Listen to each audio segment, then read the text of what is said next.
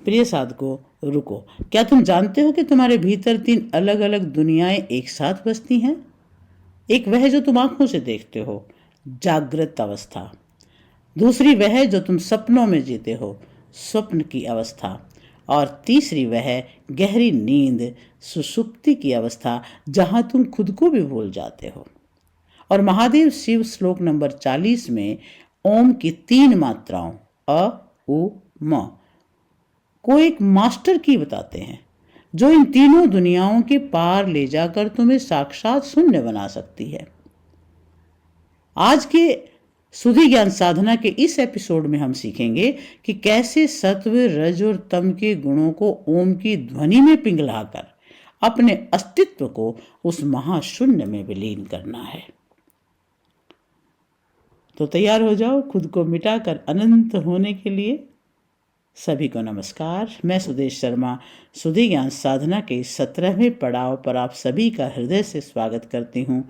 प्रिय साधकों, अब तक हमने ओम के उच्चारण की बात की, लेकिन आज का श्लोक ओम के अस्तित्व पर है। मांडुक्य उपनिषद कहता है कि ओम ही सब कुछ है, अतीत, वर्तमान और भविष्य। स्वामी सत्यानंद सरस्वती जी समझाते हैं कि अ हमारी बाहरी दुनिया है, उ हमारी मानसिक दुनिया है, और म वो अंधकारमय शांति है जहां सब कुछ ठहर जाता है। लेकिन शिव यहाँ एक बहुत बड़ा रहस्य खोलते हैं। वे कहते हैं कि सिर्फ जाप मत करो, बल्कि इन मात्राओं के प्रारंभ से अंत तक शून्य के रूप में ऐसे डूब जाओ कि तुम खुद शून्याकार हो जाओ। आज हम एक एनएलपी तकनीक के माध्यम से अपनी चेतना को इन 3 स्तरों से गुजारेंगे और अंत में सिर के उस शिखर ब्रह्मरंध्र पर पहुंचेंगे जहां केवल परमात्मा का मौन है। चलिए इस सूक्ष्मता के महान विज्ञान को समझते हैं। क्या हैं ये 3 मात्राएं, 3 गुण, चेतना के 3 आयाम? विज्ञान भैरव तंत्र के श्लोक नंबर 40 में बहुत ही सुंदर दिव्य श्लोक में कहा गया है, यस्य कस्यापि वर्णस्य पूर्वान्तमनुभावयेत् शून्यया शून्यभूतोऽसौ शून्याकारः पुमान् भवेत्। इसका अर्थ है ओम की प्रत्येक मात्रा अ, उ और मैं के प्रारंभ से अंत तक शून्य के रूप में जो चिंतन करता है, वह साधक स्वयं शून्याकार अर्थात निराकार हो जाता है। साधकों, स्वामी सत्यानंद जी श्लोक को मांडुक्य उपनिषद की रोशनी में समझाते हैं। ओम की 3 मात्राएं हमारी चेतना की 3 परतों का प्रतिनिधित्व करती हैं। अ, यह हमारी जागृत अवस्था है, ये सत्व गुण है, शुद्ध प्रकाश। जब आप अ बोलते हो तो ध्वनि बाहर की ओर बहती है, जो हमारी बाहरी दुनिया का प्रतीक है। उ, ये हमारी स्वप्न ड्रीम की अवस्था है, जो रजोगुण है, गतिशील है, रचनात्मकता है। इसका कंपन गले और हृदय के बीच होता है, जो हमारे आंतरिक विचारों और सपनों की दुनिया है। और तीसरा है म, ये हमारी सुषुप्ति, डीप स्लीप की अवस्था है। ये तमोगुण है, पूर्ण स्थिरता। इसका कंपन हमारे भीतर छाती और मस्तिष्क में होता है, जहां सब कुछ शांत हो जाता है। शिव यहां एक अद्भुत टेक्निक दे रहे हैं। वे कहते हैं कि इन तीनों मात्राओं को शून्य की तरह देखो। स्वामी जी कहते हैं हमारे सिर के शिखर पर ब्रह्मरंध्र स्थित है, जो एक विशाल शून्य है। जब हम ओम के म के बाद उस सन्नाटे में डूबते हैं, तो हमारा व्यक्तिगत मन उस विशाल शून्य में विलीन हो जाता है, और ये आपकी पहचान को मिटाकर उसे अनंत से जोड़ने की प्रक्रिया है। अब आप सुदेश, अमित या मीरा नहीं रहते, आप स्वयं शून्याकार हो जाते हैं। जब आप इन तीनों मात्राओं के प्रारंभ से अंत तक सजग रहते हैं, तो आप प्रकृति के तीनों गुणों सत्व, रज, तम का अतिक्रमण कर जाते हैं। जैसे ही आप इन गुणों के पार जाते हैं, आप तुरीय यानी चौथी अवस्था में प्रवेश करते हैं। यहां साधक शून्य पर ध्यान नहीं करता, बल्कि स्वयं शून्य बन जाता है। यहाँ पहुंचकर आप जान जाते हैं कि आप शरीर नहीं बल्कि वह असीम चेतना है जो पूरे ब्रह्मांड में व्याप्त है।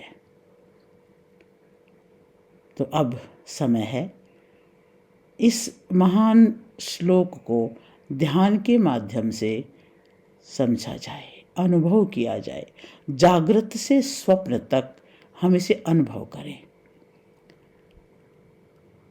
अपनी आँखों को कोमलता से बंद करें, सीधे बैठें, अपनी रीढ़ की हड्डी को बिल्कुल सीधा रखें, अपनी चेतना को अपने शरीर के चारों ओर महसूस करें।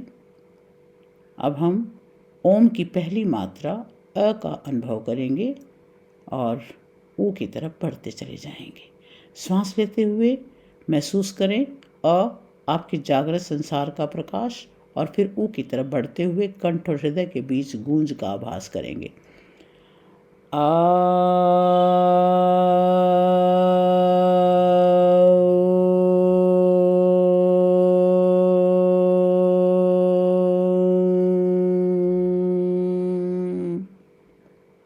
महसूस करें कंठ और हृदय के बीच गूंज रहा है ये ऊ। आपके विचार, आपकी कल्पनाएं, आपके सपने सब ऊ की ध्वनि में पिघल रहे हैं। अब मैं के साथ अपने मस्तक के भीतर उतरे। ये आपकी गहरी नींद, सुसुप्ति का अंधकार है। यहाँ सब कुछ ठहर जाता है। जैसे ही आप मैं की अंतिम गूंज को सुनते हैं, अपनी सजगता को अपने सिर के शिखर ब्रह्मरंध्र पर ले जाएं। यहाँ एक विशाल अनंत शून्य आपका इंतजार करता है। अब आप मेरे साथ साथ फिर से इसे अनुभव करेंगे।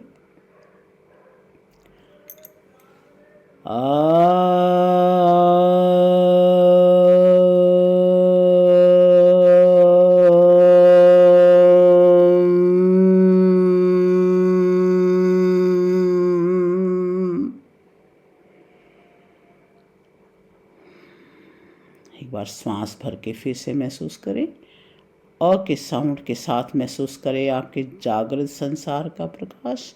ऊ के साथ महसूस करें आपके कंठ और हृदय के बीच की गूंज। और मैं के साथ मस्तक के भीतर उतरे, जहाँ सब कुछ ठहर जाए। आपका सत्व, रज, तम तीनों गुण एक हो जाएं। माँ की अंतिम गूंज को सुनते ही सजगता को अपने सिर से शिखर ब्रह्मरंध्र पर ले जाएं। वहाँ एक विशाल अनंत शून्य आपका इंतजार कर रहा है।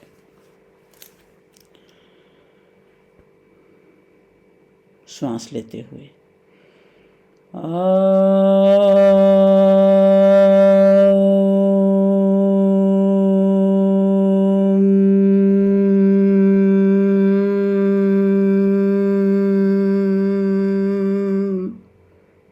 एक बार और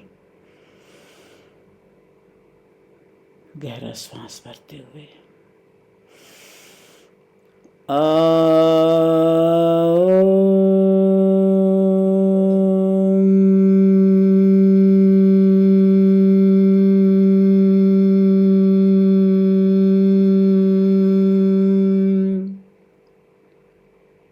फिर से श्वास भरें।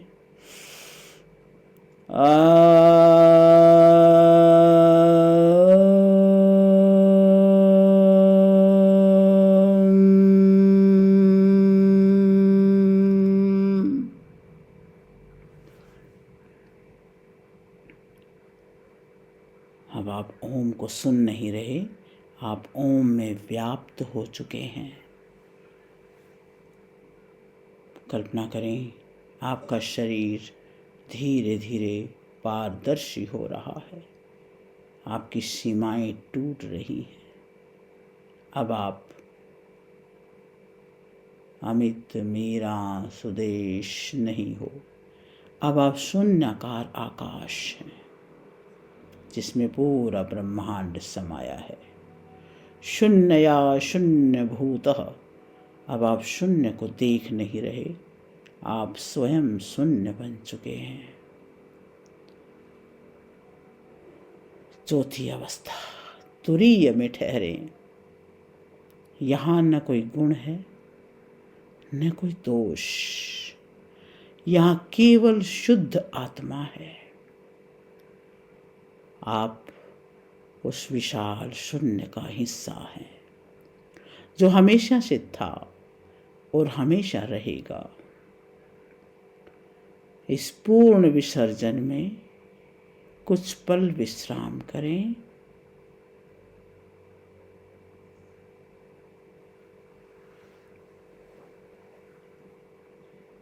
धीरे धीरे इस शून्यता की शांति को अपने भीतर समेटते हुए अपनी भौतिक चेतना में वापस आए।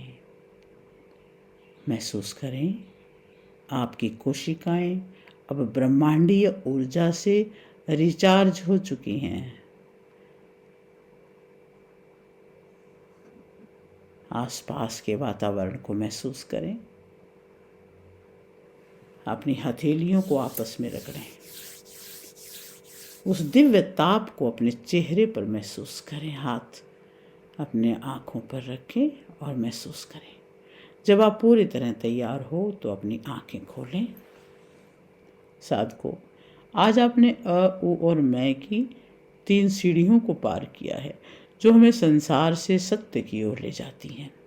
श्लोक 40 हमें याद दिलाता है कि हम केवल वह नहीं हैं जो हम जागते हुए यानी सत्व गुण में, जो हम सोचते हुए यानी रजोगुण में, जो हम सोते हुए यानी तमोगुण में होते हैं।